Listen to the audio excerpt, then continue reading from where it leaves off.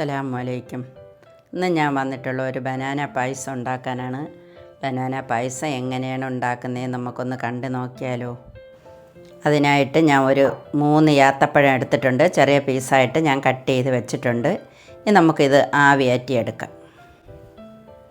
ഇഡ്ഡലി പാത്രത്തിൽ കുറച്ച് വെള്ളം വെച്ച് കൊടുത്തിട്ടുണ്ട്. അതിലേക്ക് നമുക്കിത് വെച്ച് കൊടുക്കാം. ഒന്ന് അടച്ച് വയ്ക്കാം. ഇനി നമുക്കൊരു മിക്സിയുടെ ജാർ വെച്ച് കൊടുക്കാം. അതിലേക്ക് ആ ആവിയാറ്റി വെച്ച പഴം നമുക്ക് ആ മിക്സിയുടെ ജാറിലേക്ക് ഇട്ട് കൊടുക്കാം.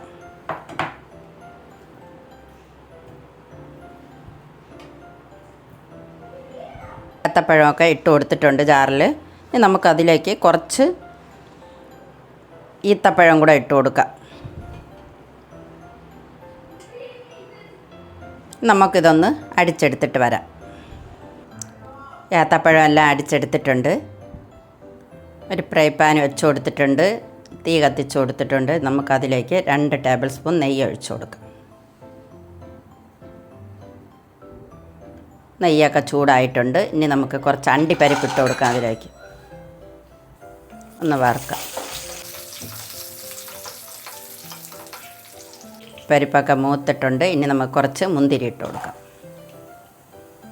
ഒന്ന് ഇളക്കി കൊടുക്കാം. അണ്ടിപ്പരിപ്പ് മുന്തിരി എല്ലാം എല്ലാം നല്ല മൂത്തിട്ടുണ്ട്. ഇനി നമുക്കത് കോരിയെടുക്കാം.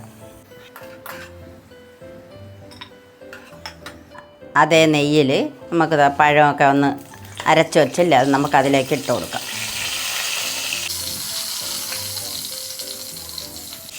ഇനി നമുക്കൊന്ന് വഴറ്റി കൊടുക്കാം.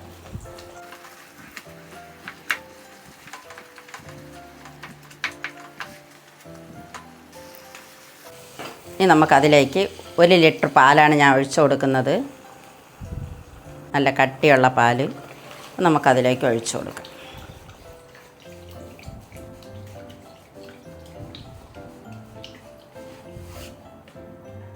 നല്ല രീതിയിലൊന്ന് ഇളക്കി കൊടുക്കാം. നമുക്ക് 1/2 കപ്പ് കടലപ്പരിപ്പ് വറുത്ത് വെച്ചിരുന്നതാണ്. അതുകൂടെ നമുക്കതിലേക്ക് ചേർത്ത് കൊടുക്കാം. നല്ല രീതിയിലൊന്ന് മിക്സാക്കിയെടുക്കാം. ഒരിക്കലെങ്കിലും നിങ്ങളിതുപോലെ ഒരു പായസം ഉണ്ടാക്കണം. നല്ല സൂപ്പർ ടേസ്റ്റാണ് കേട്ടോ. ഇനി നമുക്ക് കുറച്ച് മിൽക്ക് മേഡ് കൂടെ ചേർത്ത് കൊടുക്കാം. നമ്മൾ ഈ പായസത്തിൽ പഞ്ചസാര ചേർക്കുന്നില്ല. അതിനാണ് മിൽക്ക് മേഡ് ചേർത്ത് കൊടുത്തതും ഈത്തപ്പഴവും ചേർത്തത്. നമുക്ക് 1 തേങ്ങയുടെ കട്ടിപ്പാലാണ് ഞാൻ പിഴിഞ്ഞ് വച്ചേക്കുന്നത്. അതുകൂടെ നമുക്കതിലേക്ക് ചേർത്ത് കൊടുക്കാം.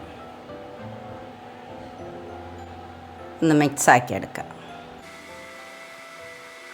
തേങ്ങാപ്പാൽ ഒഴിച്ചിട്ട് തിളയ്ക്കണ്ട. ഇനി നമുക്ക് ഇച്ചിരി ഒന്ന് ചൂടാക്കിയാൽ മതി. ചൂടായാൽ മാത്രം മതി. ഇനി നമ്മൾ കുറച്ച് ഏലക്ക പൊടിച്ചതിട്ട് കൊടുക്കാം. വറുത്ത് വച്ചിരിക്കുന്ന അണ്ടിപ്പരിപ്പൊക്കെ ഇട്ട് കൊടുക്കാം. ഒന്ന് മിക്സാക്കി എടുക്കാം. സൂപ്പർ പായസമാണ്. കണ്ടോ, എല്ലാവരും ഇതുപോലെ ഒന്ന് ഉണ്ടാക്കി നോക്കണം. പായസമൊക്കെ റെഡി ആയിട്ടുണ്ട്. നമുക്ക് തീയൊക്കെ ഒന്ന് ഓഫാക്കി കൊടുക്കാം. നമുക്ക് ഈ ഗ്ലാസ്സിൽ പായസം കോരി ഒഴിച്ച് നോക്കാം.